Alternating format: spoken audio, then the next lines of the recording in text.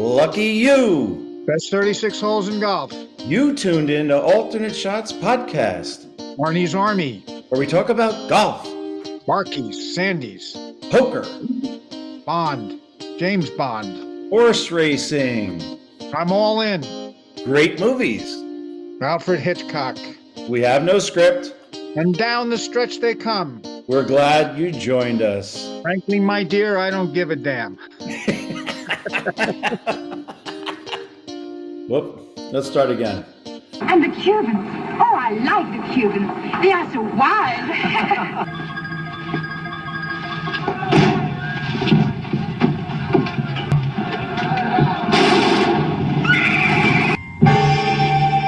Welcome to our podcast. Today, we're going to go a little bit outside the lines. We have a special guest today, Alvaro Saralegui, who's a giant in the media world.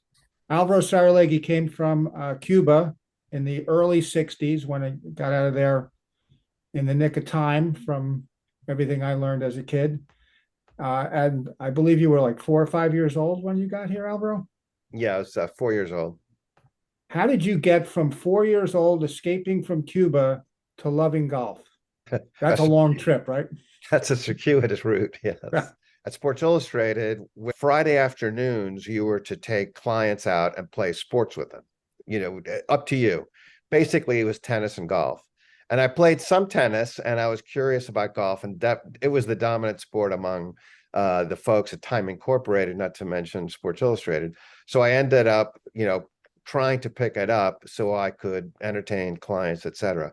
The other factor was my father-in-law wasn't a great golfer, but liked the game and was a member at Winged Foot. He would invite us over there, and I had heard that it was a pretty good track. Probably got several of the members angry with the slow play. I ended up becoming a huge fan of the game. We launched a separate golf edition in the magazine, and I was the publisher at the time, and it was a huge hit. It's not fair to compare Donald Ross to a Tillinghast or a Siway to Winged Foot, but would you be willing to stake 10 of the best putters at Siway against 10 putters from Winged Foot? Play a course somewhere, a few holes at Siway and a few holes at Winged Foot, and see who comes up the winner? If the Siway guys were allowed to drink before the tournament, I would. Absolutely. Absolutely. Let's do that one, Billy. So this picture goes back to 1964. You were in America 4 years, because I think I saw that you came over, quote unquote, your mother said you were going to Miami on a trip. My family, because it was my dad and his brother and my grandfather, they had the largest trading company in Cuba, and it was big for all of sort of Latin America, despite this, Cuba's size. And they had large clients, mostly American, because of the proximity to the U.S. So people like Pepsi, International Paper, et cetera. They were, it was quite successful. They ended up buying the company and other magazines. And before you knew it, they were one of the largest publishers in Latin America, including a magazine called Bohemia, which was the news magazine. It came out of Cuba, but distribution throughout all of South America. And it actually outsold, I think, Time magazine 2-1. But unfortunately, it's also a news magazine. So we were covering the political upheaval in Cuba. And my father was asked to, he at first was pro-Castro. The person who was running Cuba at the time was, viewed as more or less a gangster. No one really cared for him, enriched himself, and whatever he could do for himself, he would. So eventually the people had had enough, the US had had enough. And when Castro came, overthrow the government and did so successfully, it was viewed as a positive thing. However, very quickly, we started to realize that he was a totalitarian more than a communist. I mean, communism, I think in some ways, was something like a badge he picked up along the way to help fuel a relationship with Russia, which was obviously a communist country at the time. And the idea was that he would need Russia because the US eventually, like my dad, turned sour on where Castro was taking things. we started privatizing, or taking back private, like farms, agriculture, a lot of other things but started to come down hard on the press. At one point, my dad tells a story where he was brought into the government offices, and they had written a very tough editorial about Castro, and the guy put a gun down on the desk and said, "We want you to stop publishing this." He goes, "I'm not in charge." This is what my dad said. My father is, who at the time, conveniently enough, was in San Sebastian, in Spain. We're Basque heritage. So they called him and they said, he explained the situation. He goes, "What do you want me to do?" He goes, "Essentially, screw them, keep publishing." So no. And he's a whole nother podcast, but I mean, he was an orphan, moved, left the orphanage when he was 12 to become a man, came in Argentina, and didn't succeed, came back to Cuba at age 14, and ended up being a truck driver, ended up buying the trucking company, and from that launched the trading business I just described. So he was an amazing guy. They do not like to be told what to do. It's genetic. It's genetic, and we haven't even heard about his mother's side of the family. Yeah, totally. I'm sure that's where the predominance of these big genes come from, right? Don't get her started. But just to go, I'm trying to make sure I don't leave a loose end, that after this altercation with the government, and then there was all sorts of things where we were obviously a well-known family. My mother would be out, like, going for a walk with, she was 27 and had 5 kids, taking the kids for a walk, and the neighbors throwing stuff at us from their apartment buildings, and obviously the pressure was on, and my father wasn't sure what to do. Che Guevara was named president of the bank in Cuba. Che Guevara, by the way, was a doctor from Argentina, not the guy you want running, what's the equivalent of the Federal Reserve for them. So at that point, my grandfather said, "You got to get out of there." The CIA was interested in starting the magazine, this news magazine, again in the United States, because it was about to be nationalized by Castro. So we left as if we were going on vacation. Hence, when you mentioned earlier, Bob, that we were just going on a trip to Miami, it was viewed as a vacation, not a lot of luggage, because otherwise it would tip them off that we were, going into exile. Not coming back, yeah. Right. And then my dad stayed behind, had a party, invited Castro to show his loyalty, and 2 weeks later got a fake passport from the U.S. government and escaped to the U.S. And we ended up trying to decide where to live. We thought Bronxville looked like a nice place, good Catholic minority in a very waspy community. And he launched the companies all over again in New York with some funding from the CIA. Getting hit in the bean by a rock from your neighbor. Yeah. I think the next thing your mother did was call the travel agent. Yeah, my memory is interestingly from Cuba, where when in 1961, after Bay of Pigs, when we knew we were not going to go back, because at that point we still thought it was just a temporary thing. Right. Once it became clear that was not the case, I decided I better memorize my memories, because I'm never going to go back there again. So I had like 7 to 10 memories from Cuba that I made sure I never forgotten to this day. When people talk about what it was like, I'll mention, or not necessarily what it was like, but what do I remember? I would break that question into 2 parts. One is, what were the kids thinking? And then 2, what were the parents thinking? The kids, we were completely brainwashed. So we thought Castro was great. When we would see a helicopter go by, we were instructed to wave because it was probably Castro. Exactly. And that was just, at age 5, and my brother, 4 or 5, my brother was 7 or 8. That's what we would do. But I remember distinctly being, I think it was Rockefeller Center or so, all the flags just arrived in New York from Cuba, and a helicopter flew over us, and I waved and said hi to Castro, and my mother said, "Don't you ever." I mean, they had some friends who were in the army that helped bring Castro to power, who were then executed. Yeah, these were more sort of anecdotal ones that not any of any real significance, just the kind of thing that a young kid would remember. One was my grandfather's house in Havana was a great house, had two pools, a saltwater pool, freshwater pool, and it was on the Caribbean. So the backyard was these pools, tennis courts, and then literally the Caribbean. So we would sometimes fish off of out of our backyard.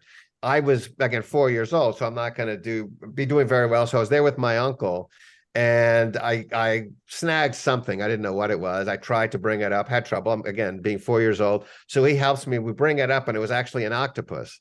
Oh, So we bring the octopus up onto the tile floor, which was beautiful. My grandfather's house. My mother's looking at this from the house, and as I'm talking about it with my uncle, all of a sudden the octopus starts letting out ink, which is its defense mechanism.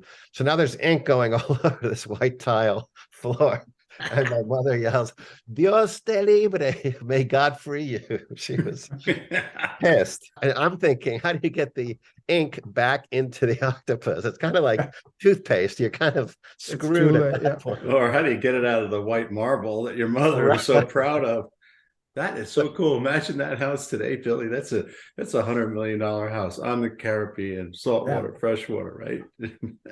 Yeah, no, Awesome. it was fun. But not to jump ahead, but one of the questions I'm sure in the back of your head is, well, is the ink still on the pool? What happened to the ink, Alvaro? What happened to that squid and that ink? It's a gift. Yeah. So he gave me a bottle of Havana rum and then essentially my airplane tickets to go to Havana. Went back to my grandfather's house and I checked for the ink. It was gone. Was the house still there? House, it was a hotel.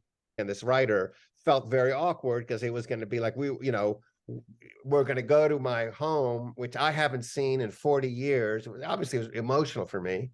And he's a great guy, very sensitive. And he's thinking, this is going to be tough on Alvaro. What should I do, et cetera. So we walk into the house and there's a bar.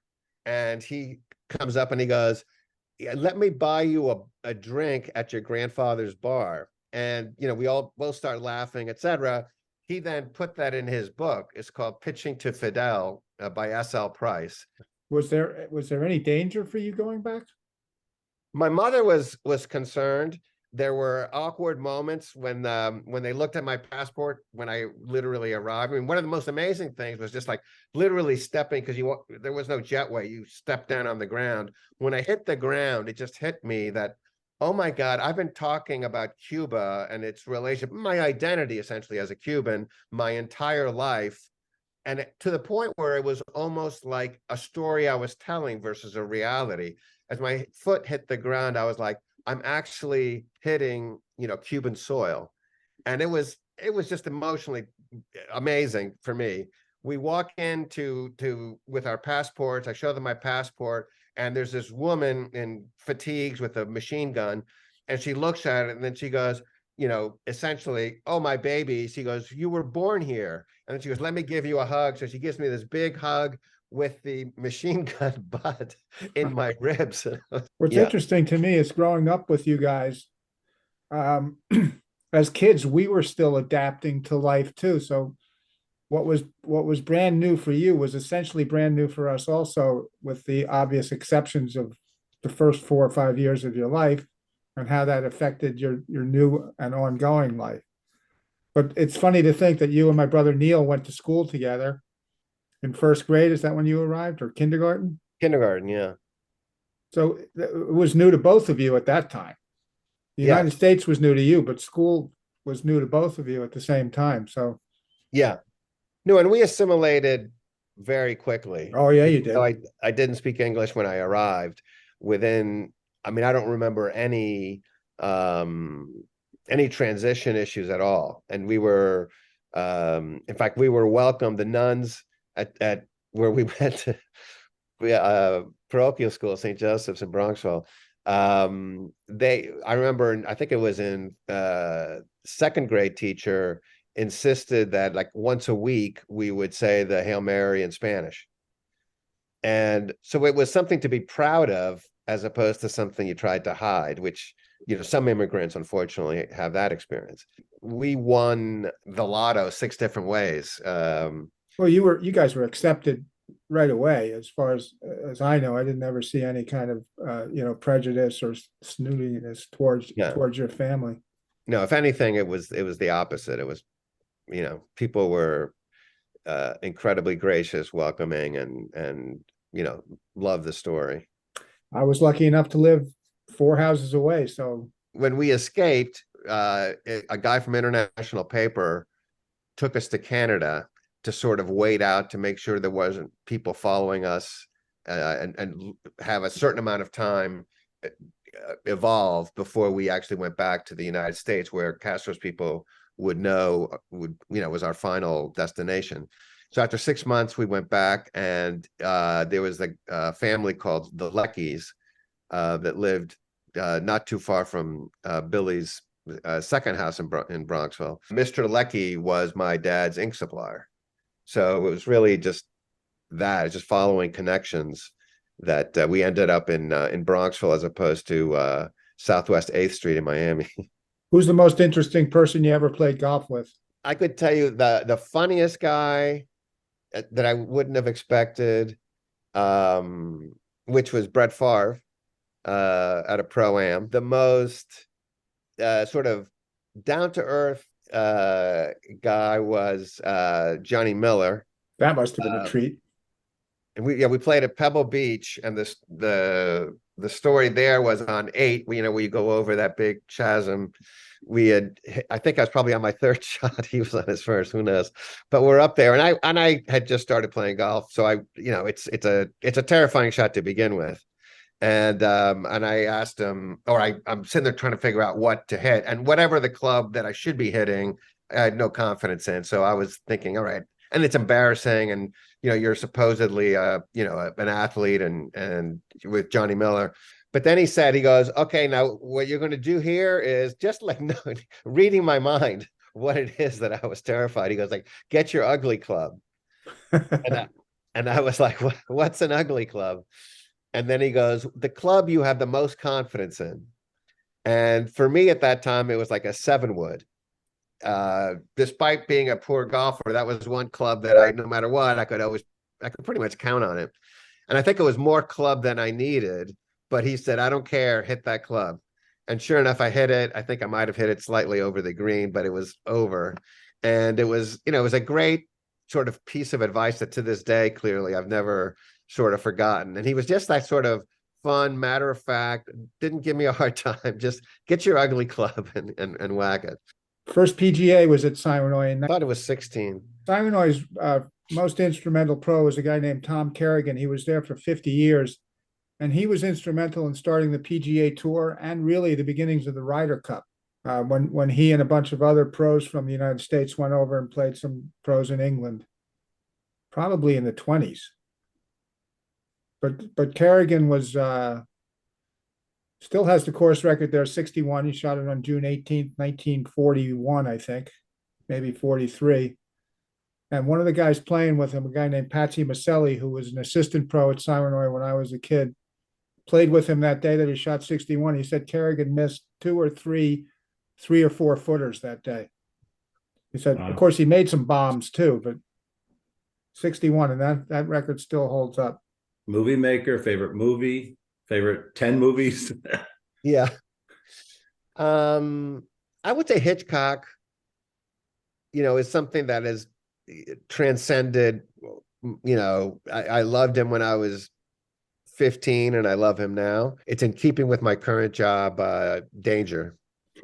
Yeah. Well, Hitchcock liked to flirt with the dangerous stuff, climbing around on Mount Rushmore and things like that.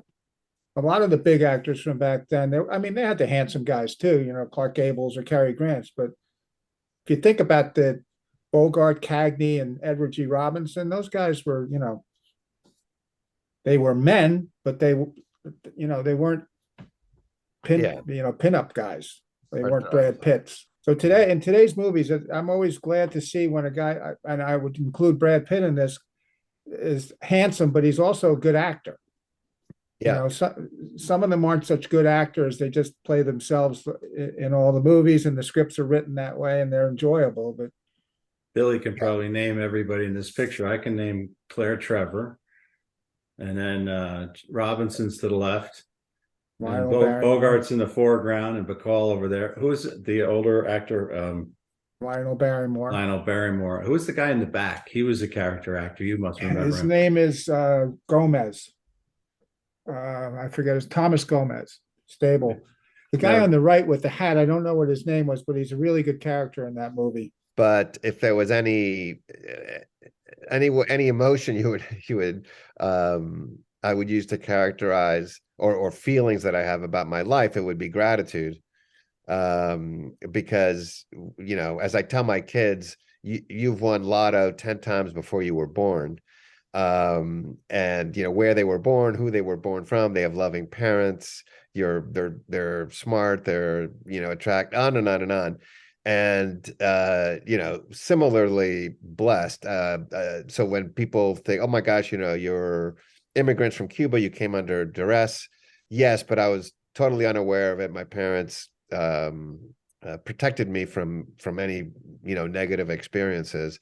And after that, it's been, you know, one lucky thing to another. And obviously we all have ups and downs in our lives. Things don't go your way that you were totally counting on, etc.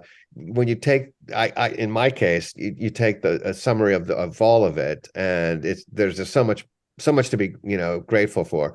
And spending time talking with you guys today, just, you know, puts an exclamation point on that, because you know, all of these stories remind me just how much fun I've had and how grateful I am. At bedtime growing up, I would say to them every night, you're having a wonderful childhood, in case they ever ended up on a talk show. But would you be willing to stake 10 of the best putters at Siwanoy against 10 putters from Wingfoot? Play a course somewhere, a few holes at Siwanoy and a few holes at Wingfoot, and see who comes up the winner? If the Siwanoy guys were allowed to drink before the tournament, I would Absolutely. absolutely. Why are you laughing? Well, at least we have the laugh to add at the end. Right. We've gone from 12 handicaps at this to 19 handicaps in just a week. That's what happened. Somebody changed my grip, and the next thing you know, I can't do the podcast anymore. I felt like I was in the first row of the first pew at church right during the sermon. And your brother was poking My you. brother was making me laugh. Thanks for joining us Casper. today. Billy We Harmon, really appreciate your Double feedback. Indemnity, And please Arky, subscribe to the Two show. Outer, Hit them Odd hard Job. and hit them off. That's 36 holes.